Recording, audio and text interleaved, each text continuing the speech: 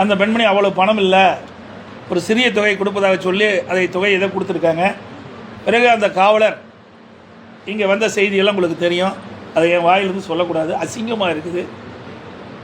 எப்படி நடந்தா என்பது எல்லாமே அந்த பெண்மணி வலைதளத்தில் அழகாக வெளியிட்டிருக்காங்க, தகுதியமாக வெளியிட்டிருக்கிறாங்க. ஆக இந்த ஆட்சியுடைய லட்சணத்தை மக்கள் பார்த்துக்குவேன். தயவுசெய்து ஊடகங்களும் பத்திரிகை நண்பர்களும் இதை முழுமையாக வெளியிடுங்க.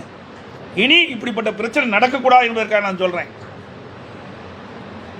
ஊடக நண்பர்களும் பத்திரிகை நண்பர்களும் நடக்கின்ற செய்திகள், நாட்டில் நிலவுகின்ற பிரச்சனைகள், நாட்டில் நிலவுகின்ற அட்டுழியங்களை, பெண்களுக்கு பாதுகாப்பாக இப்படிப்பட்ட செய்திகள்லாம் வெளியிட்டீங்களா தான் பெண்கள் பாதுகாப்பாக இருக்க முடியும். இனியாவது இப்படிப்பட்ட துயரமான சம்பவங்கள் நடைபெறக்கூடாது என்பதுதான் என்னுடைய நோக்கம்.